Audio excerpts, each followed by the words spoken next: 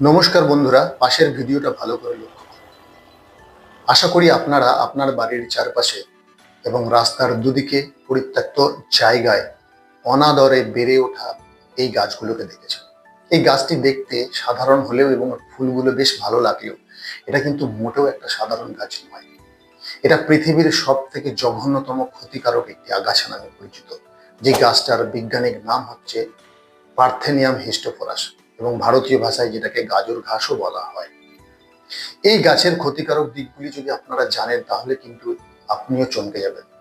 দেখুন, এই গাছটি কিন্তু ভারতবর্ষের অরিজিনের নয় বা ভারতবর্ষে এই গাছের কিন্তু জন্ম নয়। এই গাছটির আদি বাস হচ্ছে উত্তর পূর্ব মেক্সিকোয় এবং আমেরিকার ট্রপিক্যাল অঞ্চলে। তাহলে ভারতবর্ষে এই গাছটি এলো কিভাবে? 1950 সালে ভারতবর্ষ যখন মেক্সিকো এবং আমেরিকা থেকে গম আমদানি করত, সেই গমের বস্তার সাথে কিন্তু ভারতবর্ষে এই গাছ পৌঁছায়। এবং দুর্ভাগ্যবশত এই গাছ ভারতবর্ষের আজকে প্রত্যেকটি রাজ্যে, প্রত্যেকটি শহরে, প্রত্যেকটি গ্রামে, প্রত্যেকটি পাড়ায়, প্রত্যেকটি মানুষের কাছে কিন্তু মাথা ব্যথার কারণ হয়ে দাঁড়িয়েছে। এবং তার যথেষ্ট কারণও আছে। তার কারণ এই গাছের ক্ষতিকারক দিকগুলি আপনি একবার শুনে নিন। দেখুন, এই গাছের যে ছোট্ট ছোট্ট সাদা সুন্দর ফুলগুলো হয়, এই ফুলের মধ্যে থাকে পার্থেনিন নামে এক ধরনের বিষাক্ত পদার্থ। যেই পদার্থটা আমাদের শরীরের ফাঁকা জায়গায় যদি লাগে চামড়ার রোগ হতে পারে এবং ভয়ঙ্কর ভাবে সেই জায়গাটা কিন্তু নষ্ট করে দিতে পারে।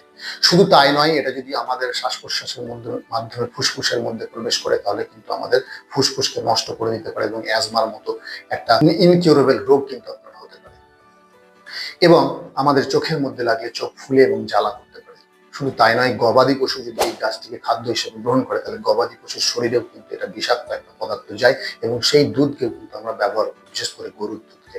অনেক সময় গবাদি পশু কিন্তু কোনো অজানা কারণেই মৃত্যুবরণ করে। সেটার কারণ হচ্ছে অতিরিক্ত পরিমাণে পার্থেনিয়াম গাছকে তারা খাদ্য হিসেবে যখন গ্রহণ করে তখনই কিন্তু এই ঘটনাটি ঘটে।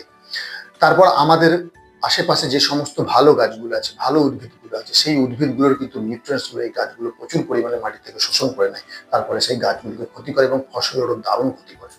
তাই আজই আপনারা উদ্যোগ নিয়ে এই গাছকে সমূলে উৎখাত করার চেষ্টা করুন। কিভাবে করবেন? দেখুন, এই গাছ যদি খালি জায়গায় আমাদের শরীরে লাগে তাহলে ভয়ঙ্কর জ্বালা করে। সেই জন্য গ্লাভস পরে নেবেন এবং ফুল হওয়ার আগে এটাকে সমূলে উফড়ে ফেলে দেবেন।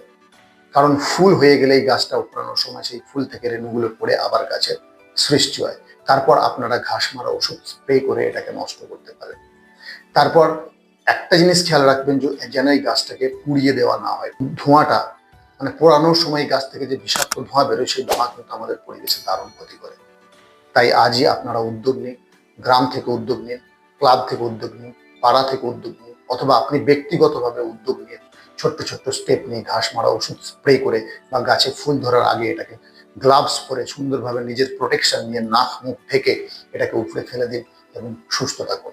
আর একটা জিনিস মাথায় রাখবেন, সুস্থ থাকতে গেলে শুধুমাত্র নিজের ঘর এবং শরীরকে সুস্থ রাখলে হবে না, বাড়ির আশেপাশে এবং পাড়াকেও কিন্তু সুস্থ রাখতে হবে বা পরিষ্কার পরিচ্ছন্ন রাখতে হবে। সুতরাং স্টে হেলদি এবং এইরকম সুন্দর সুন্দর স্বাস্থ্য সম্পর্কে ভালো ভিডিও যদি দেখতে চান তাহলে অবশ্যই আমাদের সাথে থাকুন, আমাদের চ্যানেলকে সাবস্ক্রাইব করুন আর সকলের মধ্যে সচেতনতা গড়ে তুলতে এই ভিডিওটা প্রত্যেকের কাছে শেয়ার করুন। Thank you very much. Thank you everybody ভিডিওটা শেষ পর্যন্ত দেখার জন্য।